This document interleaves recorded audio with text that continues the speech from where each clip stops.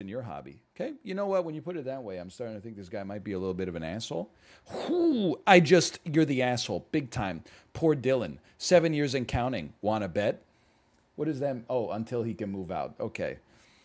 Alex, the heir, the pride and joy with the same likes as you. Dylan, the spare, can't click with you because you do not understand him. Jake, the baby, again, someone you can click with. Holy cow, man. Dylan's situation sounds like the typical overlooked middle child. Here's my impression of middle children. This is classic middle child stuff. This reminds me so much of being a middle child. Sorry. Middle children mouthing. I'm a middle child. I'm also the oldest and the youngest. Riddle me this. He is his own person, has not to be your carbon copy to show the world your manliness, your prowess betwixt the sheets. You wore your wife down with weeks of nagging. Then you set your sights on your defenseless child. He said no, you pressured him. You used your your position as an authority person to wear him down, saying yes to a dog.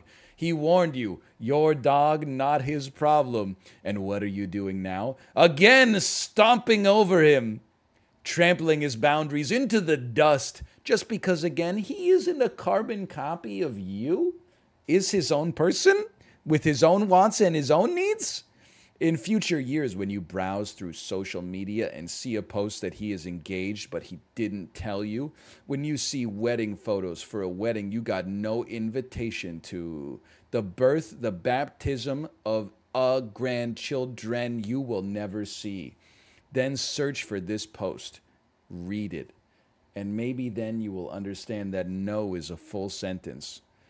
But until then, the Lord of the Manor wants a dog. Lord of the Manor gets a dog after nagging, cajoling, pressuring wife and middle child into agreeing. But now the Lord is pissed that a forced yes is still a no, and again abuses his authority as a parent to pressure said child into behavior the Lord deems acceptable.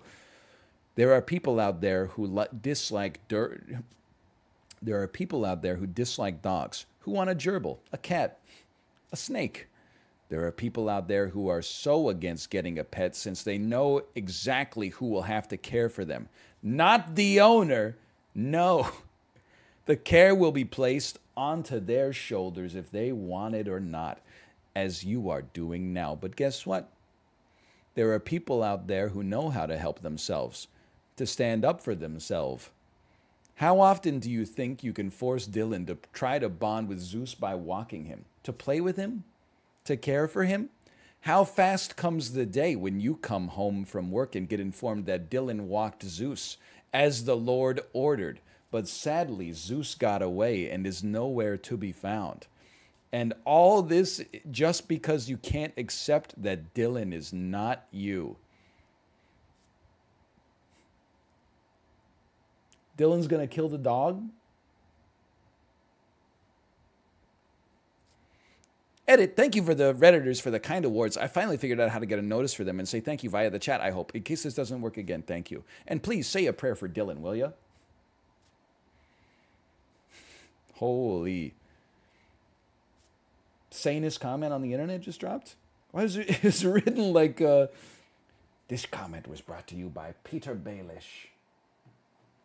Lord of the Manor wanted a dog, but that didn't matter. Peter did not want one, but that didn't matter, did it, Ned? Did it? What the Lord wants, the Lord gets. And who had to look after the dog?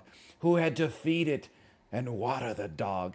And find an off-leash park, because in a normal park you can't take your dog off the leash or someone might yell at you because there's kids running around. Not to mention, it wasn't until the eldest child started. Imagine reading this insane comment and then being like, you know what? Not to mention, it wasn't until the eldest child started siding with the mother and brother that OP started second-guessing himself. The words of his wife and son were not enough. This is the vibe at, like, PAX when somebody in like, Shepherd cosplay goes up and gets a hot dog. Ah, it's my favorite hot dog on the Citadel. Yeah, that'll be 697 there.